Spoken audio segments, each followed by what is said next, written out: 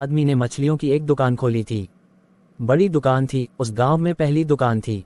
तो उसने एक बहुत खूबसूरत तख्ती बनवाई और उस पर लिखाया, फ्रेश फिश सोल्ड हियर, यहाँ ताज़ी मछलियाँ बेची जाती हैं। पहले ही दिन दुकान खुली और एक आदमी आया और कहने लगा, फ्रेश फिश सोल्ड हियर, ताज़ी मछलियाँ, कहीं बासी मछलियाँ भी बेची जाती हैं। ताज़ी लिखने की क्या ज़रूरत। दुकानदार ने सोचा कि बात तो ठीक है, इससे और व्यर्थ बासे का भी ख्याल पैदा होता है। उसने फ्रेश अलग कर दिया, ताज़ा अलग कर दिया, तख्ती रह गई, फिश सोल्ड हियर, मछलियाँ यहाँ बेची जाती हैं। दूसरे दिन एक बूढ़ी औरत आए और उसने कहा कि मछलियाँ यहाँ बेची जाती हैं, सोल्ड हियर, कहीं और कहीं भी बेचते हो। उस आदमी ने कहा कि यह हियर बिल्कुल फिजूल है। उसने तख्ती पर एक शब्द और अलग कर दिया, रह गया, फिश सोल्ड। तीसरे दिन एक आदमी आया और वह कहने लगा, फिश सोल्ड, मछलियाँ बेची जाती हैं, मुफ्त भी देते हो क्या। उस आदमी ने कहा, ये सोल्ड भी बेकार है।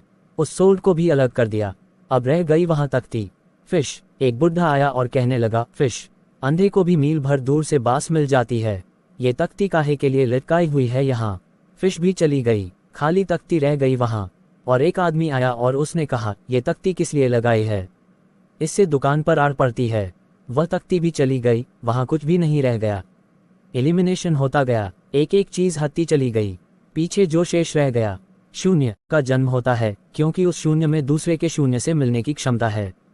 सिर्फ शून्य ही शून्य से मिल सकता है और कोई नहीं। दो शून्य मिल सकते हैं, दो व्यक्ति नहीं। दो इंडिविजुअल नहीं मिल सकते, दो वैक्यूम, दो एम्प्टीनेस मिल सकते हैं, क्योंकि बाधा अब कोई भी नहीं है। शून्य की कोई दीवाल नहीं होती और हर चीज़ की दीवाल होती है। तो दूसरी बात स्मरणीय है, व्यक्ति जब मिटता है, नहीं रह जाता, पाता है कि हूँ ही नहीं, जो है वह मैं नहीं हूँ, जो है वह सब है, तब द्वार गिरता है, दीवार टूटती है, और तब वह गंगा बहती है जो भीतर छिपी है और तैयार है। वह शून्य की प्रतीक्षा कर रही है कि कोई शून्य हो जाए तो उससे बहुत हूँ। हम एक कुआं खोदते हैं, पानी भीतर है, पानी कहीं से लाना नहीं होता, लेकिन बीच में मिट्टी पत्थर पड़े हैं, उनको निकाल कर बाहर कर देते हैं। करते क्या हैं हम, करते हैं हम एक शून्य बनाते हैं, एक खाली जगह बनाते हैं, एक एम्प्टीनेस बनाते हैं। कुआं खोदने का मतलब है खाली जगह बनाना, ताकि खाली जगह में जो भीतर छिपा हुआ पानी है वह प्रकट होने के लिए जगह पा जाए, स्पेस पा जाए।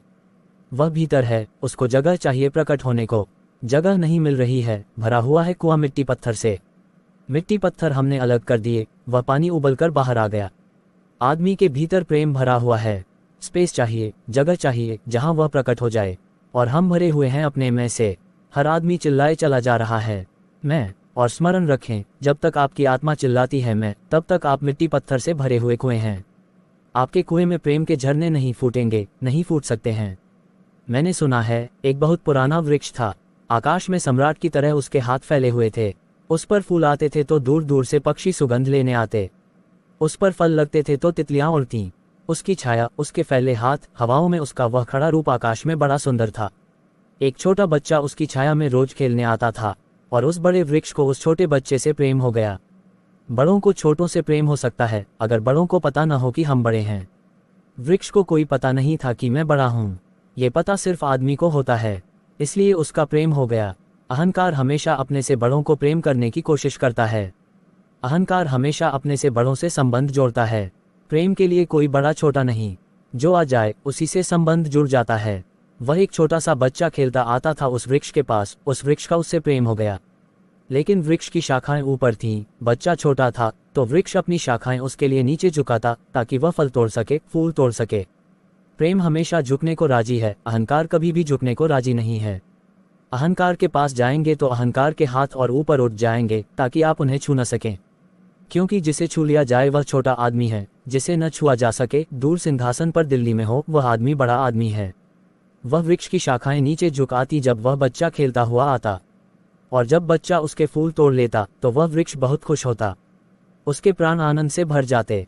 प्रेम जब भी कुछ दे पाता है तब खुश हो जाता है, अहंकार जब भी कुछ ले पाता है तभी खुश होता है।